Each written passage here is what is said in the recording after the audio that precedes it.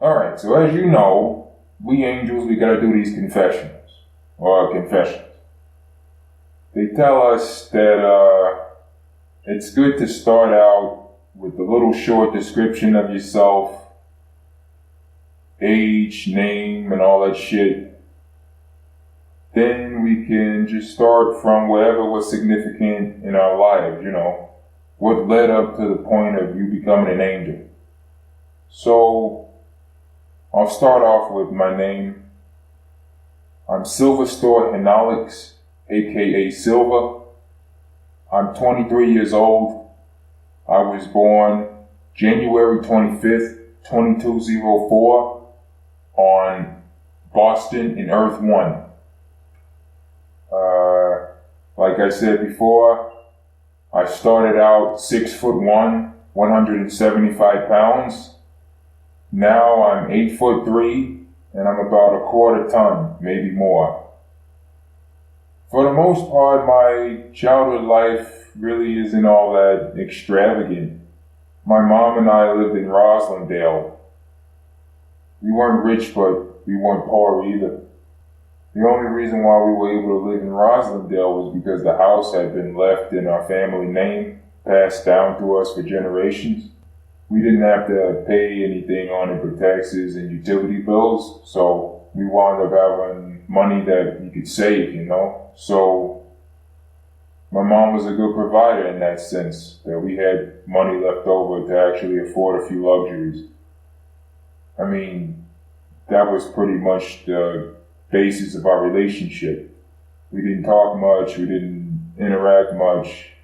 She bought me things to keep me occupied, and that was about it, I guess that's why I was sort of a recluse, when I was in school. Didn't make that many friends. As a matter of fact, people didn't start noticing me until I was like 16 because I had started fighting professionally. As a matter of fact, nothing significant ever happened in my life until I was 9 years old when I joined the Cross Guard. The Cross Guard is this martial arts academy. Well, it's actually Joseph Hoser's Valet Tudo Academy of the Cross Guard, but we just call it the Cross Guard.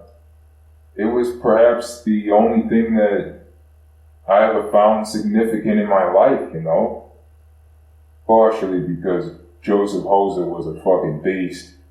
We called him Injo for Instructor Joe. I made the mistake of calling him an Indian once because he's Native American and he threatened to fucking kill me. So I switched it up and called him Injo, and even though he didn't like it, he didn't beat the shit out of me and he let me call him that. I guess he figured it was a term of endearment. I really didn't plan on enrolling in the academy. I kind of had no other choice and just wound up loving it from then on. I remember it just like it was yesterday. I was sitting in a park in the dead of a Boston winter, and these teenagers was coming over. I was about 9 years old at the time. I overheard one of them talking. He said he stole an illuminator.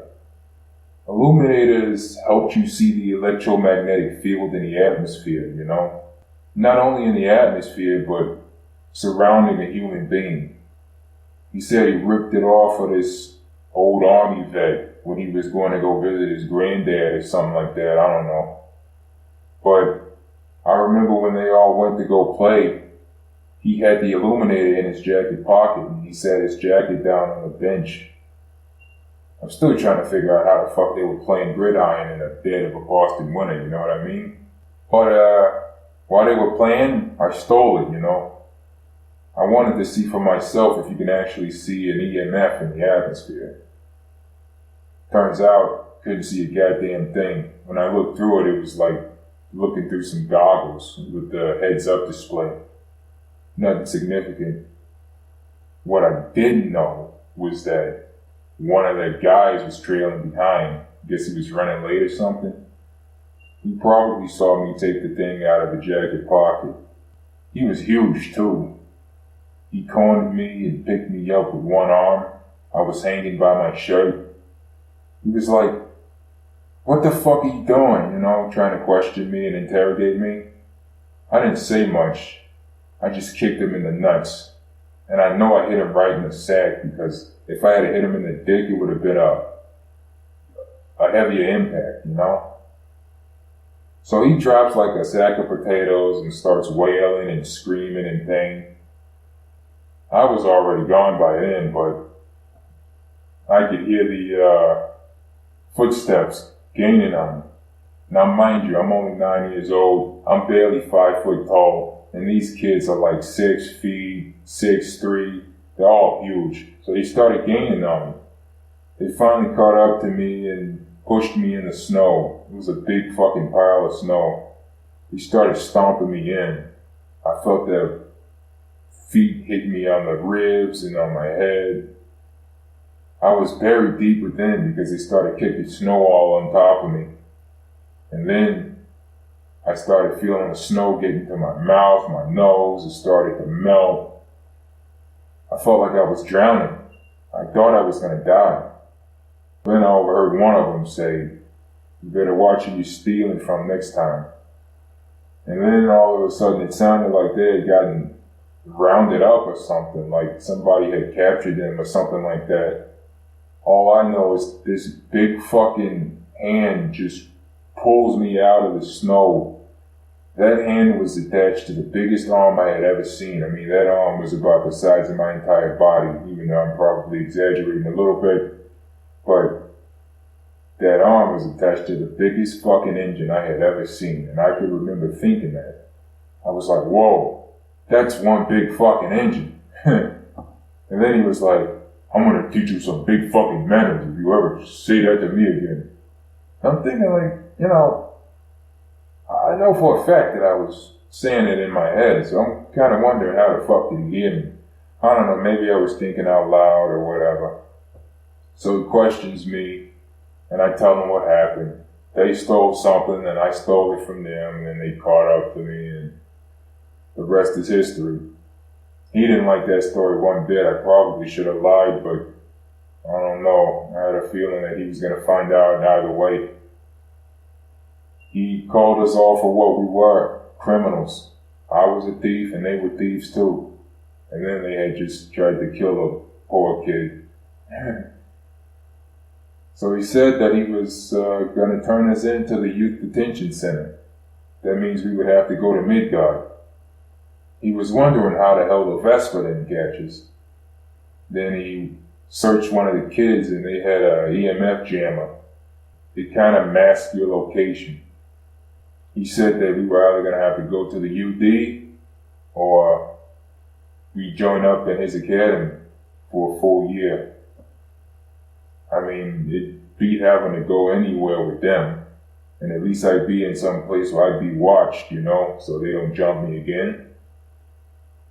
I wound up staying after my year. They all left. Who knows what happened to them? I really don't give a fuck. I think I stayed because of the Injo, He was an awesome guy. He was a former champ in the heavyweight division in mixed martial arts. And not just in the GFC, which was probably the greatest fighting promotion on the face of the earth, or in the 3 earths for that matter, but he fought everywhere in all types of promotions. He even fought on the street. All of his fights are recorded too, and every time I look at him, I cringe because he was one brutal motherfucker. I mean, his punches could smash a guy's face in. He was superhuman. It was hard to believe that he was just a regular guy, I wound up staying there for 9 years. I had my first pro fight when I was 16. And mixed martial arts these days is different. I mean, everybody knows how to fight. Everybody knows grappling, everybody knows striking, and everybody's always in shape. So now, it leaves you room to develop styles, Now people are doing karate, kung fu, what have you. Hell, they even got professional wrestlers doing pile drivers in the ring. And that shit's legal. I mean, almost everything's legal these days. Stomps to the head, what have you. But I don't know why I wanted to fight. I guess I still had some pent up rage inside of me. I don't know where it came from. Maybe I wasn't loved as a child. Who knows? I got my first fight when I was 16 and had 9 more fights after that. And on the 10th fight, I fought this guy called Creed Gallen. And that was my big break because Creed Gallen, he was the former #1 contender for the welterweight title, which was the division that I fought in. Creed was experienced, and he had about 3 times as many fights as I had. But I knew fighting, and it didn't matter how much experience you had. If you didn't know how to fight, you just didn't know how to fight. He had a pretty close fight with the champ at that time.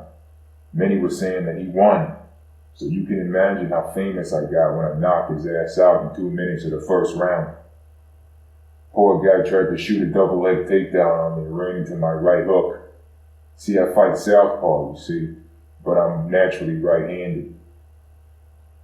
I keep my right hand down in my waist, and I always keep my guard up. And if people think that they can sneak in punches on me because my hand is down, I use my shoulder to cover up so that nobody can crack me. It's a pretty nifty trick. And I know how to roll with the punches too, so I can make it look like I got hit and not feel a thing. Anyways, after that fight, I was an overnight sensation. I got sponsorship deals, bonuses, the GFC wanted to sign me. Women I put a 2-year down payment on an apartment. I figured I was going to make the money back anyway. But I pissed it all away, you know. I think it was because of all of the unfamiliar faces, you know. I didn't know what they wanted from me. It just didn't feel genuine. So I wound up going back to this girl I used to see named Kayla. She and I, we weren't really together or anything like that. We only had an art class. She and I were always project partners. Nobody really wanted to talk to her. She didn't have that many friends. I was pretty popular because I was a pro fighter. But that girl was fucking drop dead gorgeous. I mean, the only thing that didn't fill out her clothes was her waistline. Go figure. She really had a go figure. But once I had that fight with Creed, I stopped talking to her for a few months. And then once I started feeling nostalgic, I started going back over to her. I didn't think that she wanted me around anymore after I had left the first time. But she let me fuck her, so I guess it wasn't too much of a problem. I didn't say anything if she wasn't saying anything. I just felt like I owned her, you know. Not that I owned her, but I felt like at least we had something more than what I had with those other girls who was just only trying to talk to me because of my fame or perhaps the money I had, even though I didn't have much. I spent the majority of it on those down payments, and the rest I had for bill money. Anyways, one day, I'm going to her house, right, after practice, to have a little fun time at night, and I see this guy walking from her porch, and she's wearing nothing but a t-shirt. I knew she fucked him, you know? I mean, how couldn't she have fucked him? I mean, it's blatantly obvious.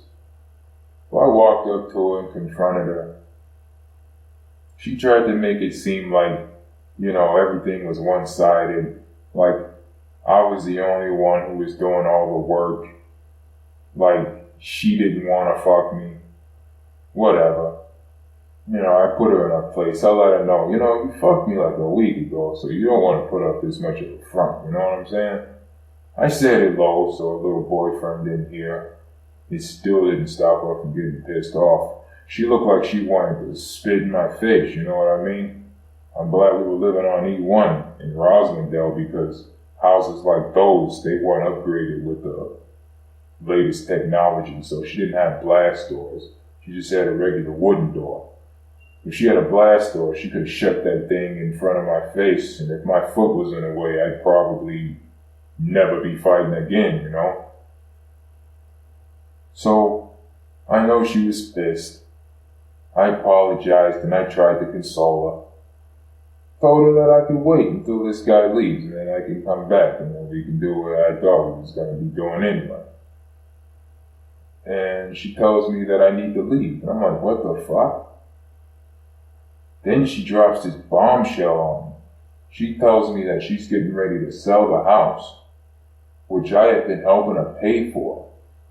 I finally help her get the house in her name, and she tells me she's going to sell it and move closer to the university with that quick. Oh, I was pissed. I started calling her every name under the sun. She retaliated, you know. She could have walked the dead with how loud she was. Her boyfriend or whatever tried to get involved. He tried to get involved earlier, but she told him to stay out of it. Then he tried to get involved again, and I had to let him know he needed to stay out of it or he was going to get his ass handed to him. He was a tough guy. This is Boston. I mean, what do you expect?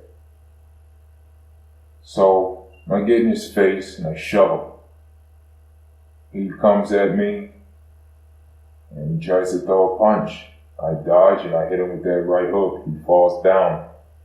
The only thing I could think of was that beating I took from those guys 9 years ago when they dumped me in the snow.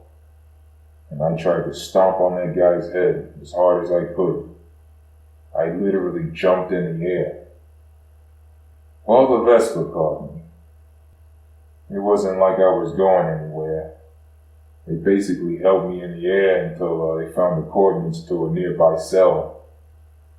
And after that, I got 3 to 5 years for attempted manslaughter. Attempted manslaughter? What kind of fucking charge is that? I think I probably would have got attempted murder if it hadn't have been a two-way fight. If it was one-sided and I just picked on the guy, then I probably would have been getting more years, maybe 10 years. I mean, prison wasn't that bad, but I was still depressed because of everything I had lost. I knew that my career was over. I just wasted away in there, you know. I didn't do any of the activities. I didn't do any of the work. I didn't do my job. I think the only reason I got away with it was because the prison guards were fans of mine. They were sneaking me drugs. This one drug in particular called Halo. Halo puts you in a full-blown psychosis. I mean, it was the type of psychosis that you could control. Whatever you saw in your mind, you felt in your body in 4D, and it was vivid. It felt so real. If you were having sex with a beautiful woman, that orgasm was going to happen whether you liked it or not. So you better make sure that you kept something inside of your pants to keep it from getting everywhere, if you know what I mean. For the most part, I just relived the old days in fighting. It wasn't like I was going to take the bruises with me. They were pretty much psychological, even though they felt real. And I just slept for the remainder of my years there. Once I got out, the first thing I did was get all my belongings. The moment I get my ICD, I call my manager, Evan. ICDs is a fancy term for a smartphone, only it can do a lot more than what the smartphones could do back in those days. Evan, the first thing he wants to do is book me for interviews with these cocksuckers who I know for a fact only want to talk about me in prison and what led me there. I didn't want them to see me when I was down, and I wasn't going to give them the story about when I was down either. So I said, fuck that, you call me when I get a fight, which I knew was practically impossible. So he keeps calling me and calling me and calling me throughout the day, and I keep sending his calls to voicemail. And he starts leaving urgent voice messages, which meant they played on a loudspeaker, whether he wanted them to or not. So I had to cover them by hand when I was in public places, trying to look for fights, trying to get some bookings. I couldn't find anything, you know? I mean, I was already drugged up, and Halo allowed you to see the aura of your opponent, so you can tell their instincts before they actually do them. I knew for a fact I wasn't passing any drug tests. And I already built up a reputation for myself, so I knew that by the time I got those drugs out of my system, I still wasn't going to get a fight anytime soon. I put a 2-year down payment on my apartment, and I didn't have that much money to actually pay no more rent. So I was facing an eviction, facing homelessness. I wasn't getting no fucking day job. I mean, I never went to school or nothing. And that apartment, it wasn't like I was going to be able to afford it on a minimum wage salary anyway. So I lost hope. I looked for some street vendors, and I bought some drugs and a handmade gun. Guns were pretty much outlawed, but they were so easy to make. And you can get away with selling them on the street. I mean, drugs were still legal, so they could just give me a sack of drugs and put the gun inside with the bullets in it, so it'd make it look like I was just getting a deal. I went back home, shot some Halo, relived the glory days when I beat Creed. All the while, fucking Evan is calling me like crazy. I mean, he was calling me when I was buying the drugs, and that fucking vendor thought that I was trying to get him pinched, you know what I mean? I wasn't trying to do that. I mean, if they didn't make it whereas every time you do an urgent voicemail, it'd play on your loudspeaker, I probably wouldn't have that problem, but, you know, you had to work with what you got. I just covered it with my hand. But I was crying. I hated what I had become. I looked at the sun and I just said, you know what, fuck it. Screamed to the top of my lungs, put the gun to my head. I was getting ready to off myself, you know what I mean? And then I get this call. Scared the shit out of me. It was Evan. I ignored it like I ignored the majority of his calls. And then on the loudspeaker he says, no drug testing, Silver. I'm like, what the fuck? You finally got me a fight. I'm getting ready to call this guy back. He doesn't even give me a chance, you know? He calls me, and then I pick up. He tells me that he's got me a fight. Good job, Evan. My voice was cracked. I had tears running down my cheeks. But I was ready for anything, you know? It was better than what I was just getting ready to do. Then he drops his bombshell on me. The fight is in fucking Ultra Brawl on Earth 2. Not only that, but it could potentially end in death, and there's nothing that I can do about it.